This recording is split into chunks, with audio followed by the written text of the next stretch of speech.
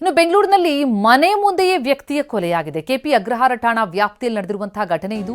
ರೇಚಣ್ಣ ಮನೆ ಮುಂದೆ ಕೊಲೆಯಾದಂತಹ ವ್ಯಕ್ತಿ ಆಟೋ ಚಾಲಕನಾದವ.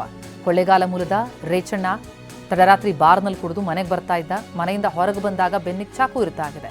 ನಿನ್ನೆ ರಾತ್ರಿ 11:40ರ ಸುಮಾರಿಗೆ ನಡೆದಿರುವಂತಹ ಘಟನೆ. ಗಂಭೀರವಾಗಿ ಗಾಯಗೊಂಡು ಮನೆ ಮುಂದೆಯೇ ಬಿದ್ದಿದ್ದ. ಆದರೆ ಆತ ಕುಡಿದು ಮಲಗಿದ್ದಾನೆ ಅಂತ ಅನ್ಕೊಂಡು ಯಾರೂ ನೋಡ್ಲೇ ಇಲ್ಲ. ಬಳಿಕ ಸ್ಥಳೀಯರು ನೋಡಿದಾಗ ಆತ ಮೃತಪಟ್ಟಿರುವುದು ಪತ್ತೆಯಾಗಿದೆ. ಕೆಪಿ ಅಗ್ರಹಾರ ಪೊಲೀಸ್ ಠಾಣೆಯಲ್ಲಿ ಈ ಬಗ್ಗೆ ಪ್ರಕರಣ ದಾಖಲಾಗಿದೆ. ಆದರೆ ಆತನಿಗೆ ಚಾಕು ಇರಿದವರು ಯಾರು, ಕೊಲೆ ಮಾಡಿದವರು ಯಾರು, ಯಾಕಾಗಿ ಕೊಲೆಯಾಯಿತು ಅನ್ನೋದ್ರ ಬಗ್ಗೆ ಇನ್ನಷ್ಟೇ ಪರಿಶೀಲನೆ ಆಗ್ತಾ ಇದೆ. ಬೆಂಗಳೂರಿನಲ್ಲಿ ನಡೆದಂತಹ ಘಟನೆ ಮನೆ ಮುಂದೆಯೇ ಆತನ ಕೊಲೆಯಾಗಿದೆ. ಚಾಕುವಿಂದ ಇರಿದು ಹೋಗಿದ್ದಾರೆ. ಆತ ಮನೆ ಮುಂದೆ ಬಿದ್ದಿದ್ದ.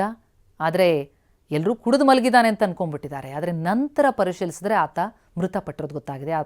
ಆಟೋ ಚಾಲಕ ತಡರಾತ್ರಿ ಬಾರ್ನಲ್ಲಿ ಕುಡಿದು ಮನೆಗೆ ಬಂದಿರ್ತಾನೆ. ಆತ ಮನೆಯಿಂದ ಹೊರಗೆ ಬಂದಂಥ ಸಂದರ್ಭದಲ್ಲಿ ಆತನ ಮೇಲೆ ಆತನಿಗೆ ಬೆನ್ನಿಗೆ ಚಾಕುವಿನಿಂದ ಯಾರೋ ಇರಿದು ಹೋಗಿದ್ದಾರೆ.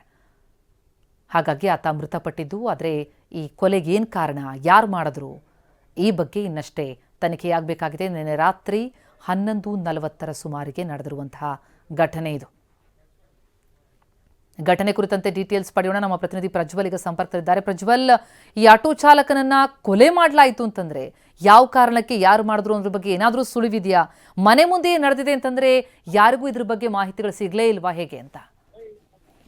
ಪ್ರತಿಮಾ, ನಿನ್ನೆ ರಾತ್ರಿ 11:40ರ ಸುಮಾರಿಗೆ ಈತರಿಗೆ ಸ್ಟಾಪಿಂಗ್ ಆಗುತ್ತೆ. ಆತನು ಸಹಿತ ಒಂದು ಘಟನೆ ನಡೆಯೋಕ್ಕಿಂತ ಮೊದಲು ಒಂದು ಬಾರ್ಗೆ ಹೋಗಿ ಮದ್ಯ ಸೇವನೆಯನ್ನ ಮಾಡ್ಕೊಂಡು ಅಲ್ಲಿಂದ ಮನೆ ಹತ್ರ ಬರ್ತಾನೆ. ಮನೆ ಒಳಗಡೆ ಬಂದವನು ಮತ್ತೊಂದು ಸ್ವಲ್ಪ ಹೊತ್ತು ಬಿಟ್ಟು ಆಚೆ ಕಡೆ ಬಂದಿರ್ತಾನೆ.